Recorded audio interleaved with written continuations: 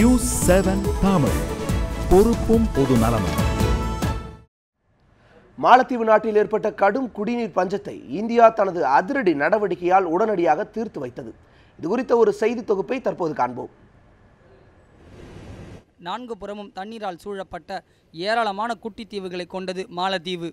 இங்கு ஆறுகள் கிடையாது என்பதால் கடல் நீரையே சுத்திகரித்து குடிநீராக பயன்படுத்துகின்றனர். அங்குள்ள கடல் நீரை குடிநீராக்கும் தொழிற்சாலையில் தீ விபத்து ஏற்பட்டு கடும் சேதம் அடைந்ததால் குடிக்க நீரின்றி தலைநகர் மாலேயில் உள்ள 1 லட்சம் மக்கள் தவித்தனர். இதை அறிந்த இந்திய அரசு சரக்கு விமானம் ஒன்றில் பாட்டில்களில் தண்ணீர் நிரப்பி மாலத்தீவுக்கு அனுப்பி வைத்தது. கடற்படையின் பிரம்மாண்ட ரோந்து கப்பலான INS சுகன்யா மூலம் தண்ணீர் கொண்டு செல்லப்பட்டது.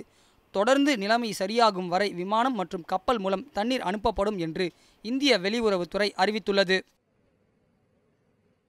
Total of 5 flights will carry 20 tons of drinking water. 5 விமானங்கள் மூலம் 20 டன் தண்ணீர் எடுத்துச் செல்லப்பட்டுள்ளது. மேலும் 5 விமானங்கள் மூலம் தண்ணீர் அனுப்ப நடவடிக்கை எடுக்கப்பட்டு வருகிறது. கப்பல்கள் மூலமும் தண்ணீர் அனுப்ப நடவடிக்கை எடுக்கப்பட்டு வருகிறது. So there will be 10 flights of drinking water to be carried.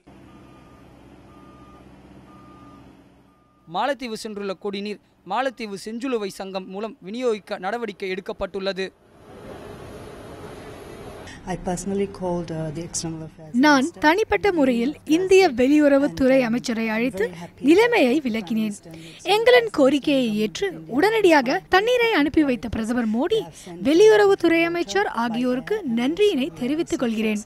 விமானம், கப்பல் மூலம் வந்த தண்ணீரை நாங்கள் பெற்றுக்கொண்டோம். மாலத்தீவு மொத்தம் 1190 குட்டி தீவுகளை உள்ளடக்கியது. ஒவ்வொரு ஆண்டும் 7,50,000 சுற்றுலா பயணிகள் இங்கு வருகை தருகின்றனர்.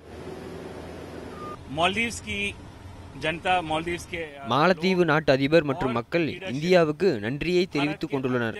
இந்தியா உண்மையான நண்பன் என்று அவர்கள் கூறுகின்றனர். மாலத்தீவு இந்தியாவின் அண்டை நாடு. மாலத்தீவுக்கு இப்போது மட்டுமல்ல, எந்த பிரச்சனை வந்தாலும் இந்தியா உதவி செய்யும்.